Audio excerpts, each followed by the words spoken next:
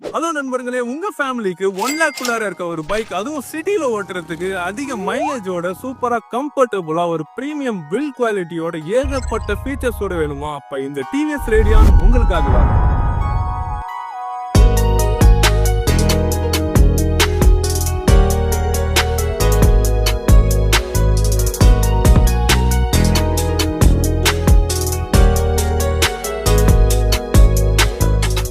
இப்ப நம்ம ஒரு பைக்குக்கு தேவையான இந்த 10 பொருத்தமும் எப்படி இருக்குதுங்கிறத பார்க்கலாம். ஃபர்ஸ்ட் டிசைன் பாத்துறலாம். இந்த வண்டி டாப் வேரியன்ட்ங்கிறதுனால ப்ளூ வித் பிளாக்ல சூப்பரா கொடுத்திருக்காங்க. அது மட்டும் இல்லாம குரோம் பாரபட்சம் பார்க்காம எல்லா இடத்துலயும் கொடுத்திருக்காங்க. அதனால பார்க்கவே பளபளன்னு மின்னுது.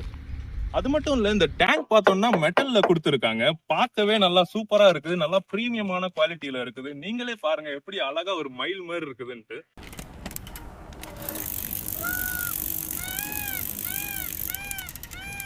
இப்போ இந்த வண்டியோடைய 360 லுக் எப்படி இருக்குன்னு பார்த்துடலாம்.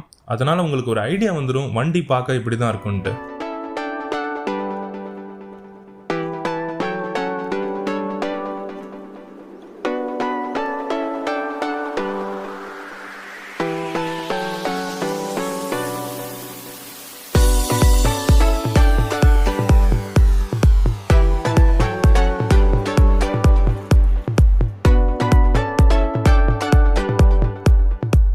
அடுத்ததா இந்த வண்டியோடைய எக்ஸாஸ்ட் சவுண்ட், இது நீங்களே கேளுங்க.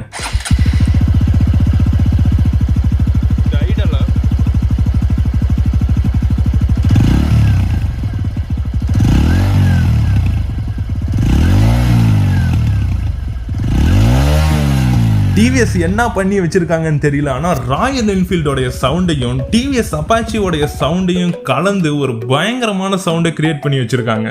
இதை நீங்க நேரா போய் பார்த்தாதான் தெரியும் இது எவ்வளவு நல்லா ஃபீல் தருதுன்ட்டு.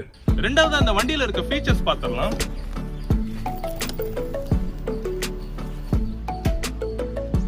இது டாப் வேரியன்ட்ங்கிறதுனால உங்களுக்கு முன்னால டிஜிட்டல் கிளஸ்டர் கொடுத்துருப்பாங்க. அதே நீங்க ட்ரம் பிரேக் வேரியன்ட் வாங்குனீங்கன்னா முன்னால அனலாக் கிளஸ்டர் தான் கொடுத்துருப்பாங்க. அதுவும் பார்க்க சூப்பரா தான் இருக்கு. இந்த டிஜிட்டல் கிளஸ்டர்ல நீங்க எவ்வளவு கிலோமீட்டர் ஸ்பீட்ல போறீங்க, எவ்வளவு கிலோமீட்டர் ஓட்டி இருக்கீங்க, அது மட்டும் இல்லாம ஆர்பிஎம், இப்ப டைம் என்ன ஆகுது, ஃபியூவல் எவ்வளவு இருக்கு, ட்ரிப் ஏ ட்ரிப் பி நீங்க செட் பண்ணிக்கலாம். அப்புறம் ஃபைனலா சைட் ஸ்டாண்ட் போட்டிருக்கா இல்லையாங்கிற எல்லா டீட்டெயில்ஸும் இதுல தெரிஞ்சிடும். அது கூடயே பக்கத்தால சார்ஜிங் போர்ட்டும் கொடுத்துருக்காங்க யூஎஸ்பில. அதனால நீங்க எமர்ஜென்சிக்கு சார்ஜ் போடணும்னா இதுல சார்ஜ் போட்டுக்கலாம்.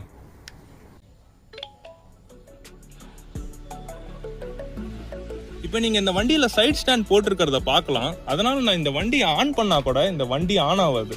அதே நீங்க இந்த சைடு ஸ்டாண்டை எடுத்துட்டு வண்டியை ஆன் பண்ணீங்கன்னா வண்டி உடனே ஆன் ஆயிரும்.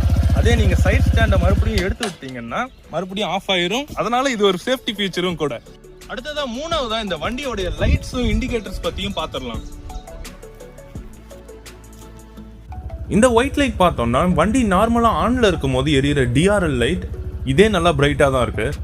அடுத்தது பார்க்கலாம். இதுதான் ஹாலஜன் லைட் இதுல கொடுத்துருக்கிறது. நல்லா பிரைட்டாவே இருக்கு, நீங்க பார்க்கலாம். ஃபைனலா இந்த வண்டியோடைய ஹை பீம் பாத்திரலாம் எப்படி இருக்குன்ட்டு. நீங்களே பாருங்க எவ்வளவு சூப்பரா இருக்குன்ட்டு.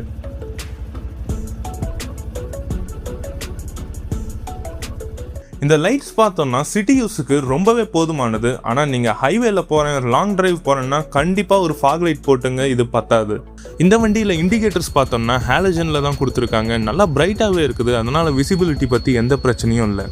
அது மட்டும் இல்லை, டிவிஎஸ் கிளவராக இன்னொரு விஷயமும் பண்ணியிருக்காங்க. இந்த பேக் லைட்டில் இந்த பின்னால் இருக்க லைட் பார்த்தா ஒரு ஹாலோஜன் லைட் தான், அதாவது எல்லோ கலர் லைட் தான். ஆனால் அது மேலே ஒரு ரெட் கலர் பிளாஸ்டிக்கை போட்டு மூடிட்டு கீழே மட்டும் அதே லேயர் அப்படியே விட்டுருக்காங்க. அதனால இது 2 கலர் லைட்டாக தெரியும், ஆனால் இது ஒரு கலர் லைட் தான். கிளவராக டிசைன் பண்ணியிருக்காங்க. அது மட்டும் இல்லை, இந்த லைட் இப்படி கொடுத்ததுனால உங்கள் நம்பர் பிளேட் நல்லா கிளியராக தெரியும். அடுத்ததான் நாலாவதா இந்த வண்டியோடைய பிரேக்ஸ். இப்ப நான் வச்சிருக்கிறது பார்த்தாக்கா டிஸ்க் பிரேக் வேரியன்ட். இதுல இன்னொரு வேரியன்ட்டும் இருக்குது, அதுதான் ட்ரம் பிரேக் வேரியன்ட். ஆனா எனக்கு இந்த டிஸ்க் பிரேக்கும் ட்ரம் பிரேக்கும் அதிக டிஃபரன்ஸ் தெரியல. ஆனா நீங்க லாங் டர்ம் யூஸ் பண்றதா இருந்தீங்கன்னா இந்த டிஸ்க் பிரேக் வாங்கிக்கிறது பெட்டர். இந்த வண்டியில இருக்க ரியர் பிரேக்ஸ் அப்ளை பண்ணாக்கா ஃப்ரண்ட் பிரேக்ஸும் தானா அப்ளை ஆகுது. இத சிங்க்ரனைஸ்ட் பிரேக்கிங் சிஸ்டம்னு சொல்றாங்க. இதனால உங்க வண்டி ஸ்கிட் ஆவறதுல இருந்து தடுக்குது. இதுவும் ஒரு சேஃப்டி ஃபீச்சர் தான். அடுத்தது அஞ்சாவதா இந்த வண்டியோடைய சீட் லென்த்தும் இந்த கேரியரை பத்தியும் பாத்திரலாம். ஒரு பயங்கரமான பெரிய சீட் கொடுத்திருக்காங்க. இதுல ஒல்லியா இருக்கிற 4 பேர் உட்காரலாம். அதனாலேயே இங்க 4 ஃபுட் ரெஸ்ட் கொடுத்திருக்காங்க போல. ஆனா இந்த வண்டியில 4 பேர் போவாதீங்க, ஏன்னா அது உங்க வண்டிக்கும் நல்லது இல்ல, உங்களுக்கும் நல்லது இல்ல.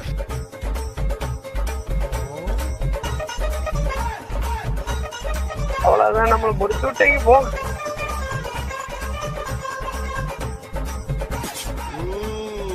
அடுத்ததா இந்த வண்டியில கேரியரும் கொடுத்திருக்காங்க. அதனால நீங்க ஏதாவது பேக்ஸ் எடுத்துட்டு போகணும்னா இதுல கட்டி எடுத்துட்டு போயிடலாம்.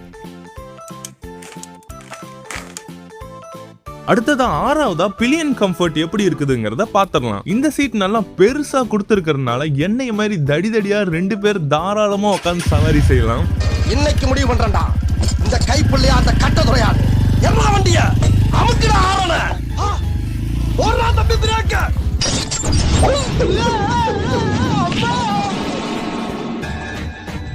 அது மட்டும் இல்ல, இந்த சீட் நேரா கொடுத்திருக்கிறதுனால உங்க அம்மா கிட்ட திட்டு வாங்காம இருக்கலாம்.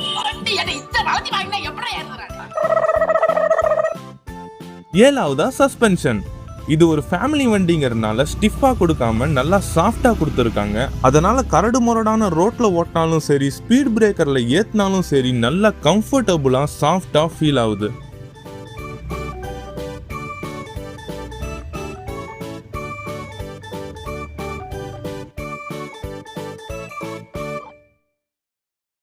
எட்டாவதா இந்த வண்டியோடைய டயர்ஸ்.